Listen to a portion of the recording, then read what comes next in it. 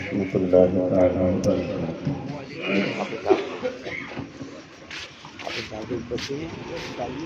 لک الحمد یا اللہ والصلاۃ والسلام علیک یا رسول اللہ، اما بعد، اعوذ باللہ من الشیطان الرجیم، بسم اللہ الرحمن الرحیم۔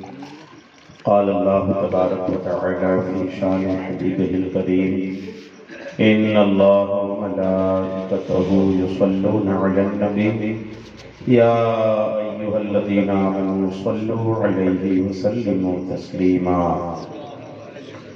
صلی اللہ علی النبی الامی وآلہ صلی اللہ علیہ وسلم، صلاۃ و سلام علیک یا حبیبی یا کلیمی یا محسنی یا رسول اللہ صلی اللہ علیہ وسلم۔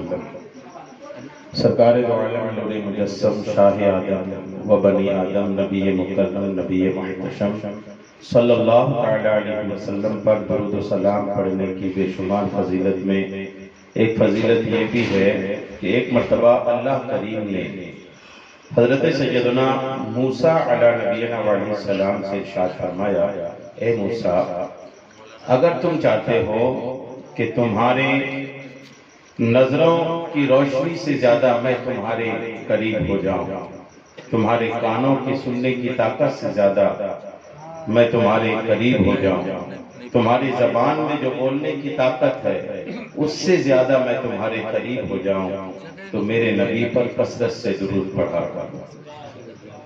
بڑی عظمت و شان ہے درود پاک کی، محبت سے درود پاک پڑھی۔ اللہم صلی علی سیدنا شفیعنا حبیبنا مولانا محمد البارک وسلم، صلاۃ و سلام علیک یا حبیبی یا کریمی یا محسنی یا رسول اللہ صلی اللہ علیہ وسلم۔ سرکار سیدنا غوث پاک رحمۃ اللہ تعالی علیہ کی مبارک گیارہویں شریف کی محفل میں ہم اور آپ بیٹھنے کی سعادتیں حاصل کر رہے ہیں۔ اللہ کریم سرکار غوث پاک رحمۃ اللہ تعالی علیہ کی برکتوں سے ہم سب کو مالا مال عطا فرمائے۔ غوث پاک رحمۃ اللہ تعالی علیہ کی زندگی کرامتوں سے بھری ہوئی زندگی ہے۔ غوث پاک کی زندگی بہت سارا سبق ہمارے لیے رکھتی ہے۔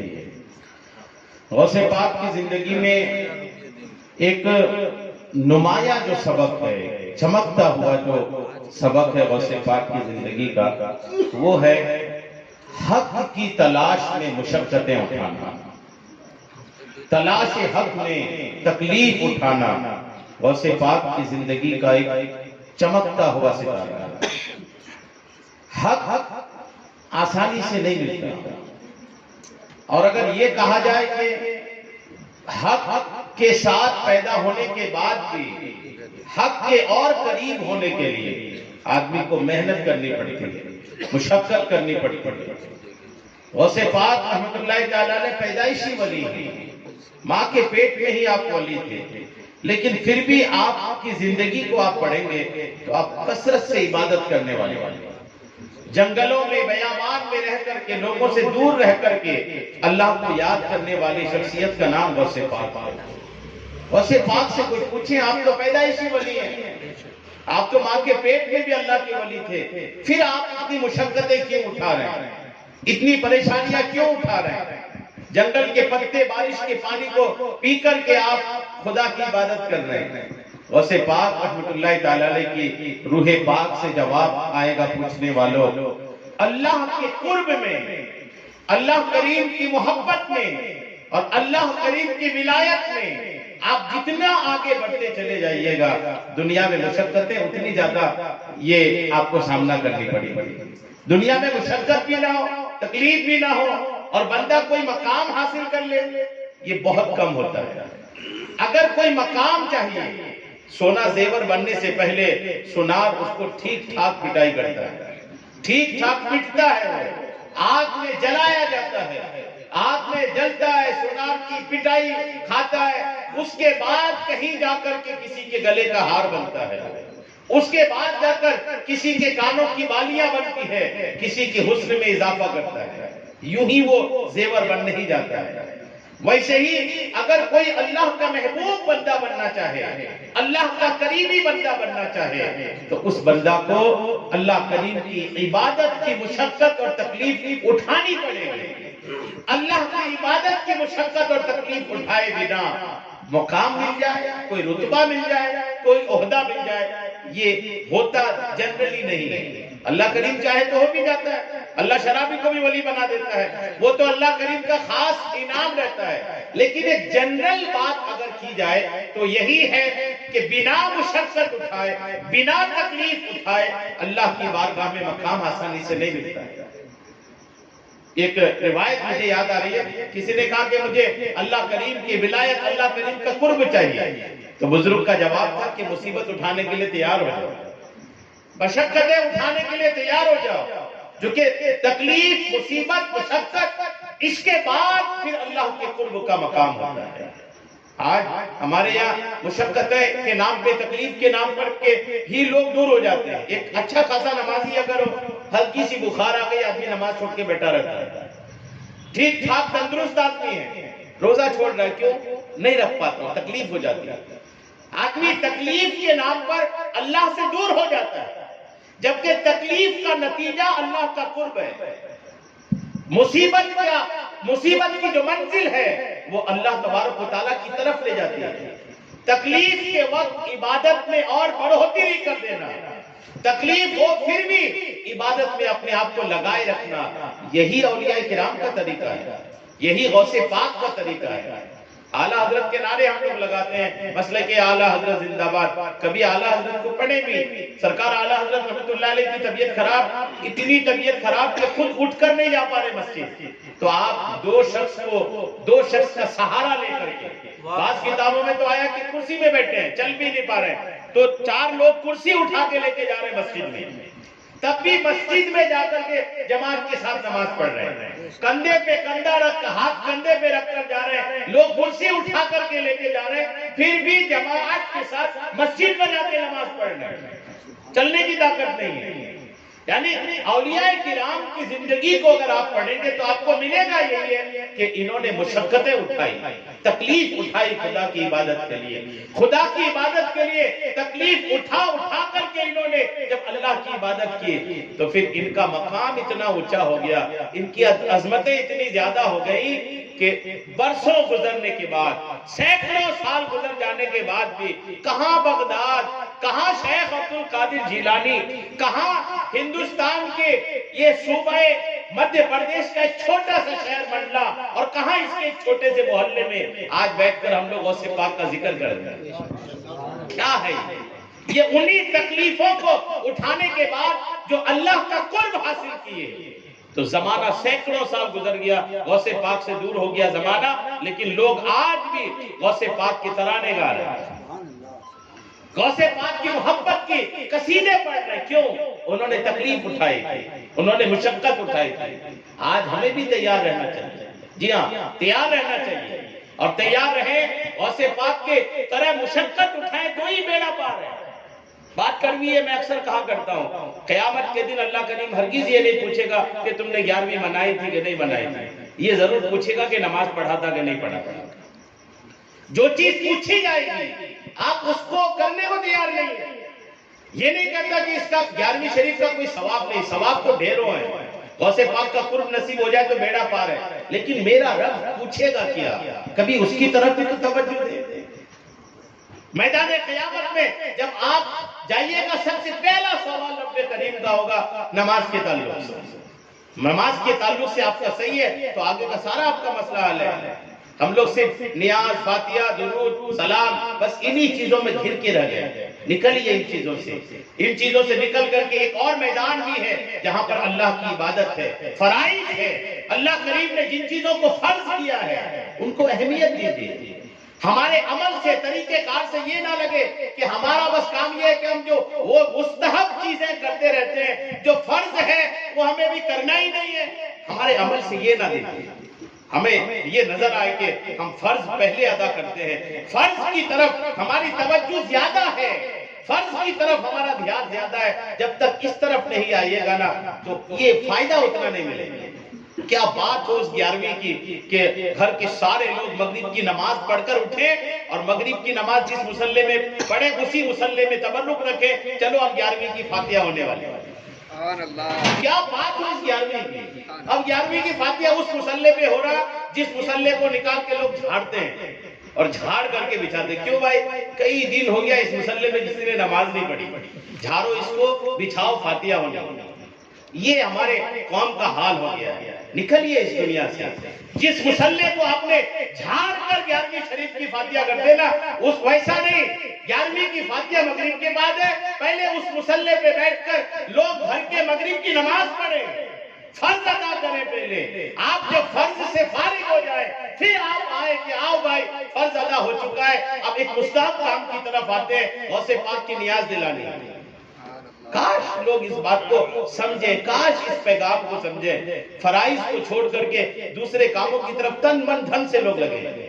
ابھی دادا صاحب کا عرس ہو جائے پورا شہر جھوم رہا ہے، اور جھوم بھی کس چیز میں رہا ہے؟ کوئی تماشا کر رہا ہے، کوئی رات کو 12 بجے گاڑی لے کے چل رہا ہے، تو کوئی وہ لنگر لے جا رہا ہے، تو کوئی وہ چادر لے جا رہا ہے۔ یہ پورا شہر بولے دادا صاحب کے عرس کی دھوم مچی ہوئی، اور انہی کو بولو کہ یار کبھی مسجد میں جانے کی بھی دھوم مچا دو، کبھی جمعہ کی بھی دھوم مچا دو، کبھی یہ بھی دھوم مچا دو کہ یار آج تو ہمارے گھر میں سارے لوگوں نے 5 وقت کی نماز پڑھی۔ یہ نہیں ہونے والی قوم سے، قوم اس سے بہت دور ہے۔ یقین مانیے قوم گھاٹے کی طرف جا رہی، سودا بھی گھاٹے کا چل رہا ہے، راستے بھی گھاٹے کا ہے، سب کچھ گھاٹے کا ہے۔ اگر آپ نفع کی صورت چاہتے ہیں نا تو اللہ کریم نے جو چیز فرض قرار دیا ہے، اسلام کی بنیاد جن چیزوں پر ہے اس کی طرف آئی۔ اسلام کی بنیاد نماز پر ہے، اسلام کی بنیاد زکوٰۃ پر ہے، اسلام کی بنیاد حج پر ہے، اسلام کی بنیاد روزے پر ہے۔ اسلام کی عمارت جن کھمبوں پہ کھڑی ہے، پہلے ان کھمبوں کو مضبوط کیجئے، پھر در و دیوار لگاتے رہیے گا، رنگ روغن کرتے رہیے گا۔ آپ اسلام کی جو مضبوط ستون ہے، جو کھمبے ہیں، ان کو ہی مضبوط کر کے چھوڑ کر کے آدمی بولے یار اچھا قیمتی دروازہ لگا دو، پی او پی کا کام کرا دو، پٹی کرا دو۔ ارے بھائی پہلے مضبوط کھمبا تو لگا لو۔ جب آپ مضبوط کھمبے لگا کر اس کی بنیاد کو مضبوط کر لیں گے، ساری سجاوٹ اچھی۔ بنیاد کو مضبوط کیجئے۔ اسلام نے سب سے بہترین، اہم اور سب سے اہم اور پرشش والی چیز، پوچھی جانے والی جو چیز ہے وہ نماز ہے۔ اس کی طرف آئیے، اور یقین مانیے اگر بے نمازی آدمی ہے نا تو ہو سکتا ہے کہ غوث پاک بھی ان سے قیامت کے دن چہرہ پھیرے۔ بے نمازی غوث پاک کے سامنے کھڑا بھی کیسے ہوگا؟ کسے کھڑا ہوگا؟ غوث پاک رحمت اللہ تعالیٰ علیہ ہو سکتا ہے پہچاننے سے انکار کر دیں کہ ان کے چہرے میں سجدوں کا نور نہیں ہے، یہ میرا چاہنے والا کیسے ہو سکتا ہے؟ غوث پاک ایک دن میں 1000 رکعت نفل پڑھتے ہیں۔ کتنی رکعت؟ 1000۔ ایک دن میں 1000 رکعت نفل پڑھنے والے غوث پاک کے چاہنے والے 17 رکعت فرض نہیں پڑھ رہے۔ وہ تو غوث پاک فرض تو پڑھتے ہی تھے، 17 رکعت فرض چاہنے والوں سے ادا نہیں ہو رہا ہے، اور ہم غوث پاک سے محبت کرنے والے ہیں۔ کب تک یہ جھوٹ بولتے رہیے؟ جھوٹ ہے۔ کب تک یہ فریب ہوتا رہے گا کہ دل میں کچھ بھی نہیں ہے، عمل میں کچھ بھی نہیں ہے، بس بولتے رہے کہ غوث پاک کی محبت ہے۔ اگر یہ محبت ہے تو کبھی اس محبت کو حقیقی طور پر اپنے اندر اتار کے دیکھیں، غوث پاک کی طریقے کار پر چلیں، غوث پاک نے جس انداز سے جیا اس طرف چل کے تو کوشش کریں۔ غوث پاک رحمت اللہ علیہ کی زندگی کو دیکھیں آپ، غوث پاک نے تقریباً 90 سال کی عمر پائی۔ 90 سال کی عمر میں آپ کی زندگی پیدائش سے لے کر آپ کی دنیا سے جانے تک پل پل کا آپ مطالعہ کریں تو پل پل اللہ کے ذکر، اللہ کی محبت، اللہ کو یاد، آخرت کی فکر، قرآن کی تلاوت، نماز، نوافل، لوگوں کو تبلیغ، درس و تدریس، بیان، واعظ، نصیحت، آپ کی ساری زندگی اللہ کریم کو خوش کرنے کے لیے گزر گئی۔ جبکہ غوث پاک جب پیدا ہوئے تھے تب بھی اللہ کریم خوش تھا۔ غوث پاک ماں کے پیٹ میں تھے تب بھی اللہ کے ولی تھے۔ آپ کی والدہ چیختی تھی، الحمدللہ بولتی تھی تو آپ پیٹ سے جواب دیتے تھے یرحمک اللہ، وہ ولی تھے۔ غوث پاک رحمت اللہ تعالیٰ علیہ جب پیدا ہوئے آپ کی والدہ کی عمر 60 سال کی تھی۔ 60 سال کی عورت کیا بچہ جنے گی، لیکن آپ کی والدہ 60 سال کی تھی، پھر بھی غوث پاک کی پیدائش ہوئی، غوث پاک پیدا ہوئے۔ غوث پاک کی تو کرامت ہی کرامت ہے، پیدائش سے لے کر موت تک پل پل غوث پاک کی کرامت ہے۔ اب ان سے پوچھیں آپ اتنے بڑے کرامت والے بزرگ ہیں پھر بھی آپ اتنی زیادہ نماز کیوں پڑھتے تھے؟ اب یقین مانیں، آپ کو میں ایک بات بتائی کی عرض کروں، جو بندہ جتنا دیندار ہوگا اس کا نماز میں اتنا ہی من لگتا چلا جائے گا۔ یہ 100 کی ایک بات۔ اور نماز آدمی کا دین جتنا کمزور ہوگا نماز سے اس کا دل اتنا دور ہوگا. یہ 100 کی ایک بات سرخی بنا لیں اس کو. اگر آپ کو نماز کی طرف دل لگتا چلا جا رہا ہے یقین مانے آپ کا دین مضبوط ہوتا چلا جا رہا ہے. آپ کا مذہب آپ کے اندر کا جو دین ہے وہ مضبوط ہوتے چلے جا رہا ہے. اور پھر آپ اپنے آپ کو چیک کریں کہ یار جمعہ کے علاوہ تو مجھے مسجد یاد ہی نہیں آتی. اب یقین مانے کہ آپ کا ایمان کمزور ہوتا چلا جا رہا ہے. ایمان آپ کا اتنا کمزور ہو گیا کہ آپ مسجد کی طرف لے کے نہیں آ پا رہے. یاد رکھیں کہ اولیاء کرام کی زندگی کو اپنانا اصل محبت یہی ہے. ٹھیک ہے ان کے نام کے فاتحہ وغیرہ تو یہ کرنا ہی ہے, اہل سنت والجماعت کی پہچان و شناخت ہے یہ. لیکن ہم اسی چنبل میں رہ جائیں اور ان کے طریقے کو بالکل نظر انداز کر دیں تو ہو سکتا ہے کہ یہ محبت قیامت کے دن یہ کہ کام نہ آئے. ہو سکتا ہے کیونکہ فرائض پہلے ہیں, اس لیے مسلمانوں فرائض کو اپنائیے, فرض کی طرف آئیے. آپ جب فرض کی طرف آ جائیے گا دیگر سارے کام آپ کے ایسے آسان ہوتے چلے جائیں گے کہ اللہ کریم آپ پر برابر کرم فرماتا رہے گا. غوث پاک رحمت اللہ علیہ کی ایک کرامت میں آپ کو عرض کرتا ہوں پھر اپنے بیان کو سمیٹتا ہوں. بڑی کرامت والی شخصیت ہے سرکار غوث پاک رحمت اللہ علیہ, بڑی کرامت. یہاں تک کہ علماء نے اولیاء کرام جو آپ کے دور میں ہوا کرتے تھے ان کا تو کہنا تھا کہ ہم سوچ نہیں سکتے تھے اتنی کرامتیں سرکار غوث پاک رحمت اللہ تعالی علیہ سے نکل آتی. ہم سوچ نہیں سکتے اتنی کرامتیں غوث پاک سے ہو جاتی تھی. ایک شخص غالب نام کا ایک شخص غوث پاک کے پاس آیا اور آ کر کے کہا حضور آپ کے نانا جان رسول عالمیان صلی اللہ تعالی علیہ وسلم کا فرمان ہے کہ دعوت کرو تو دعوت قبول کرنا چاہیے. غوث پاک نے فرمایا ٹھیک ہے حدیث پاک ہے دعوت کریں تو قبول ہونی چاہیے. بولے حضور میں بھی آپ کے یہاں آپ کی دعوت کر رہا ہوں, آپ ہمارے گھر تشریف لائیے. غوث پاک نے فرمایا رک جاؤ میں اجازت لوں گا, اجازت ملے گی تو جاؤں گا. غوث پاک اپنی نظروں کو جھکاتے ہیں اور مراقبہ میں بیٹھتے ہیں. کس میں بیٹھتے ہیں؟ مراقبہ. مراقبہ اولیاء کرام کی زندگی کی ایک چیز ہے جس میں یہ نظر کو نیچے کرتے ہیں, نظر بند کرتے ہیں, آنکھوں کو جھکاتے ہیں. جھکتی آنکھیں ہیں, جھکتا سر ہے, لیکن زمانے کی چیزیں ان کے اوپر کھلنے لگتی ہیں. مراقبہ کی اتنی اہمیت ہے. غوث پاک نے اپنے چہرے کو نیچے کیے, تھوڑی دیر بعد چہرہ اٹھایا اور دعوت دینے والے سے فرمایا اجازت مل گئی تمہارے یہاں دعوت میں آؤں گا. دن متعین ہو گئی, تاریخ متعین ہو گئی. جب وہ دن آیا غوث پاک رحمت اللہ تعالی نے اپنے سواری پہ سوار ہوئے. جب سواری پہ سوار ہوئے سواری کے لگام کو ایک طرف سے علی بن حیدی رحمت اللہ علیہ پکڑے, ایک طرف سے ابو الحسین رحمت اللہ تعالی علیہ پکڑے اور دونوں وقت کے ولی پکڑ کر کے غوث اعظم کی سواری کو لے کے جا رہے. پہنچتے پہنچتے میزبان کے گھر پہنچے, کھانا لگا.